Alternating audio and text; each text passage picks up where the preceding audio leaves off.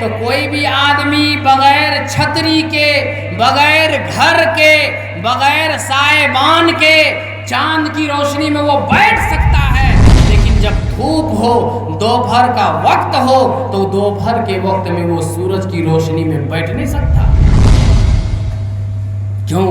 اس لیے کہ سورج کی روشنی میں سختی ہے اور چاند کی روشنی میں نرمی ہے۔ تو عورت کو نرم ہونا چاہیے، ماں کو نرم ہونا چاہیے، بہن کو نرم ہونا چاہیے، بیٹی کو نرم ہونا چاہیے، اور باپ کو ہمیشہ نرم نہیں ہونا چاہیے اور ہمیشہ سخت نہیں ہونا چاہیے۔ قرآن سے ثابت ہے اس کا۔ صبح میں جب سورج نکلتا ہے، صبح میں، تو صبح کی روشنی میں، صبح کی سورج کی روشنی میں آدمی کچھ دیر بیٹھ لیتا ہے، تو کیا پتہ چلا؟ کیا پتہ چلا؟ کہ صبح کی روشنی میں، سورج کی صبح کی روشنی میں کچھ دیر انسان بیٹھ جاتا ہے، دوپہر کی روشنی میں نہیں بیٹھ سکتا ہے، پھر شام کے وقت میں سورج کی میں جو روشنی ہوتی ہے اس میں بھی کچھ دیر بیٹھ سکتا ہے انسان۔ اس سے ہمیں کیا سبق مل رہا ہے؟ اس سے سبق مل رہا ہے کہ مرد کو کبھی نرم کبھی گرم،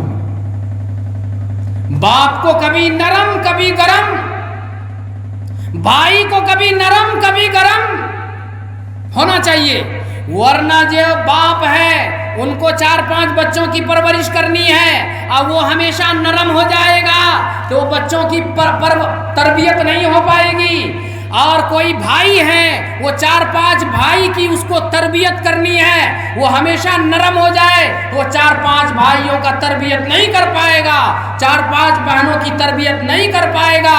اس لیے کہا کہ مرد کو کبھی نرم کبھی گرم ہونا چاہیے، جیسے سورج کی روشنی میں کبھی نرمی ہے کبھی گرمی ہے نا، کبھی نرمی کبھی گرمی، اور 2 وقت نرمی ہے یا 2 وقت، 1 وقت گرمی ہے، صبح میں نرمی ہے، شام میں نرمی ہے، اب بیچ میں گرمی ہے۔ اس لیے مرد کو اپنے بال بچوں کے لیے کبھی نرم کبھی گرم ہونا چاہیے تاکہ وہ بال بچہ آپ کا صحیح طریقے سے پڑھے۔ آج جو یہ بے راہ روی ہے، آج جو ہمارے بچے جاہل ہیں، ان پڑھ ہیں، اسکول پڑھنے کے لیے بھیجتے ہیں لیکن بچہ صحیح نمبر نہیں لاتا ہے، کامیاب نہیں ہوتا ہے، مدرسہ پڑھنے کے لیے بھیجتے ہیں، ایک بار ٹھنک گیا فون پر تو پہنچ جاتے ہیں لانے کے لیے۔ یہ جو نرمی ہے، یہ نرمی ہمارے بچوں کو برباد کر رہا ہے، یہ نرمی ہمارے بچوں کو آج پڑھنے لکھنے میں برباد کر رہا ہے، موبائل کا استعمال ہمارے بچوں کو برباد کر رہا ہے۔ اس لیے میرے بزرگوں، ماں اور باپ کو 2 پہلو ہے، 2 الگ الگ دائرہ ہے، ماں کو ایک الگ دائرہ ہے، باپ کو ایک الگ دائرہ ہے۔ اسی لیے اللہ نے باپ کو، مرد کو سورج کہا ہے، ماں کو، عورت کو اللہ نے چاند کہا ہے۔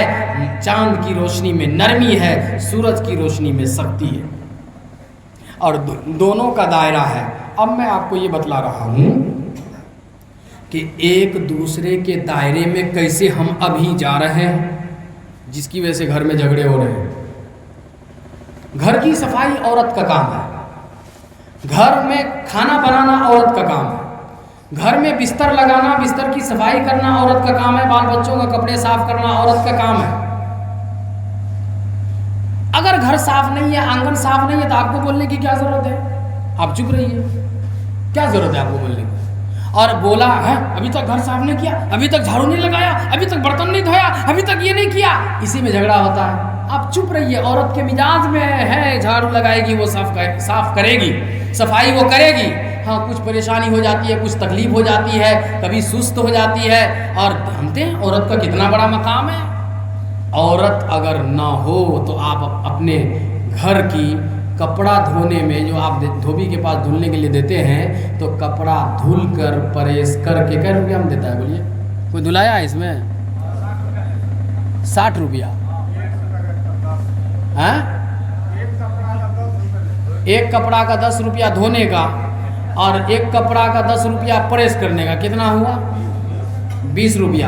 اور شہر میں 60 روپیہ لیتا ہے، ڈرائی کلینگ 60 روپیہ لیتا ہے۔ چلیے ہم شہر کی بات نہیں، ہم دیہات میں ہیں، دیہات کی بات کریں گے تو ایک کپڑا دھونے کا 60 روپیہ 20 روپیہ روز کا ہوا. اگر آپ روز کپڑا بدلتے ہیں تو 20 روپیہ روز خرچہ ہوا تو کتنا ہوا؟ مہینے کا کتنا ہوا؟ 600 روپیہ آپ کو مزدوری دینی پڑے گی. لیکن بیوی فری میں صاف کر رہی ہے. جھاڑو لگانے کے لیے ہر مہینہ ایک نوکر اگر آپ کرتے ہیں جھاڑو لگانے کے لیے تو ہر مہینہ وہ کتنی تنخواہ لے گا؟ کم سے کم 6000 روپیہ لے گا نا. کہ بھئی 200 روپیہ روز نہیں کمائیں گے تو کیا کریں گے؟ چلیے ہم 6000 کو گولی مارتے ہیں. 2100 روپیہ روز تو 3000 روپیہ روز مہینے کا ہوا. تو 600 ادھر اور 3000 یہ کتنا ہوا؟ 3600. پھر اس کے بعد بال بچوں کی نگرانی کے لیے اگر آپ ایک نوکر رکھیں گے جو 24 گھنٹہ بال بچوں کی نگرانی کرنے کے لیے آپ ایک نوکر کو رکھیں گے جو 24 گھنٹہ وہ رہے آپ کے آنگن میں آپ کے بال بچوں کا دیکھ بھال کرے تو اس کی کتنی تنخواہ ہوگی؟ وہ تو 24 گھنٹہ وہ تو جھاڑو لگا کے چلی جائے گی اس لیے اس کا 100 ہی روپیہ جوڑے تھے. یہ تو 24 گھنٹہ آپ کے گھر پہ رہیں گے نوکر تو اس کی کتنی تنخواہ ہوگی؟ کم سے کم 10,000. تو 3600 ادھر آئیے 10,000 کتنا ہو گیا؟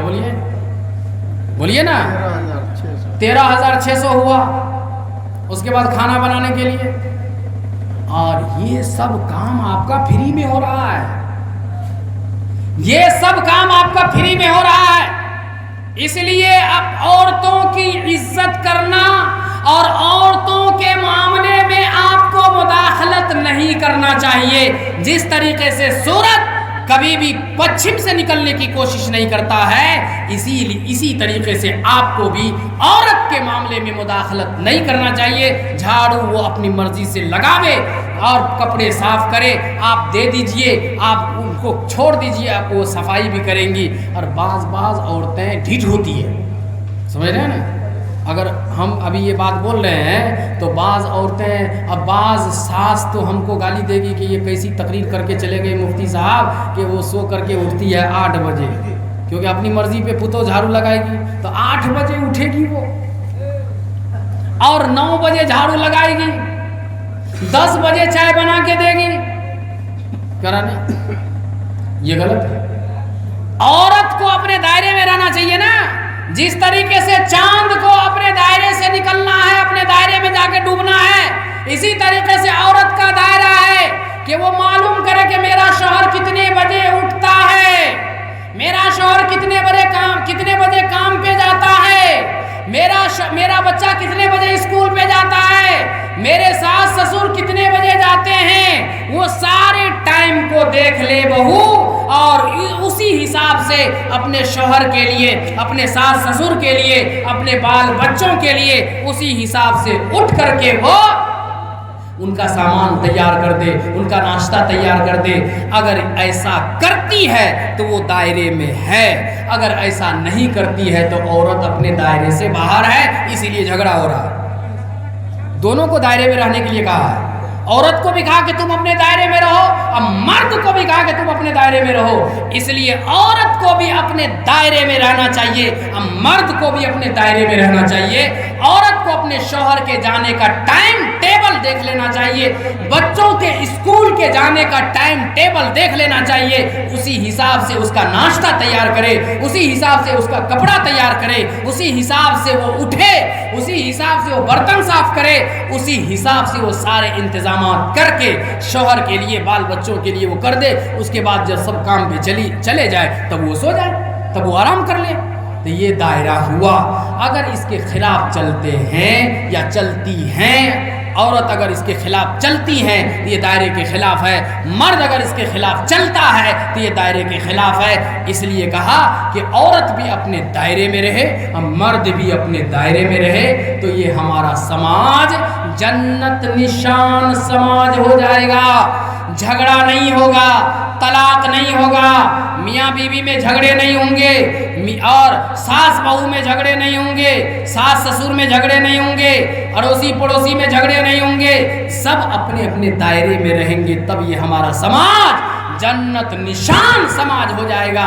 آج ہمارا پیسہ کوٹ میں جا رہا ہے ہمارا پیسہ ڈاکٹر کے پاس جا رہا ہے. اس لیے میرے بزرگوں قرآن پاک کی اس آیت سے اللہ یہ سبق دے رہا ہے کہ اللہ نے مرد کو سورج کہا ہے اور عورت کو چاند کہا ہے, اور اس مرد اور عورت کو چاند کہنے کی وجہ ہے کہ سب اپنے اپنے دائرے میں رہیں. اب آئیے, جب یہ دائرے میں رہیں گے, عورت کو اپنے دائرے میں رہنا ہے. میں نے کہا کہ عورت جب آئے, شوہر جب گھر آئے تو سب سے پہلے اس کو ایک گلاس پانی پیش کرنا چاہیے, اور اس کو اگر ہو سکے تو فوراً اگر بیوی بیٹھی ہوئی ہے تو آگے جائے, آنگن کی طرف جائے, ڈوریا کی طرف جائے, دروازے کی طرف بیوی جائے اور ان کو پکڑ کے لائے, بٹھائے کہ آئیے بیٹھیے, آئیے میرے سرتاج آپ بہت تھک کے آئے ہیں, آئیے بیٹھیے. ان کو بٹھائے اچھی جگہ پہ. اگر لائٹ نہیں ہے تو ہاتھ سے پنکھا جھیلے, ہاتھ سے پنکھا جھیلے, اس کا پسینہ پوچھ دے. تو کیا وہ شوہر کبھی گالی دے گا اپنی بیوی کو؟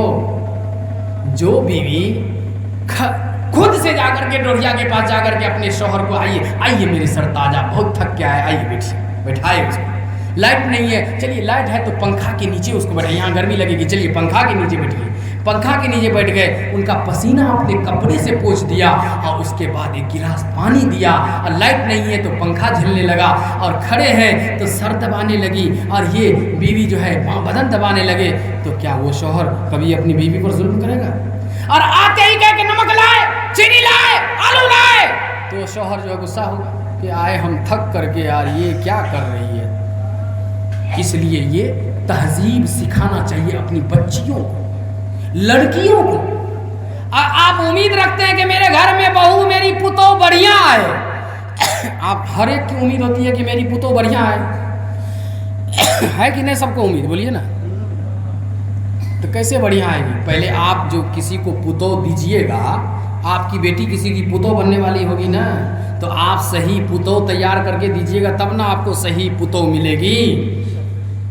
آپ اپنی بیٹی کا پنچایت لے کے جاتے ہیں, میری بیٹی کو مارے گا, تمہارا تو ایسا کرو.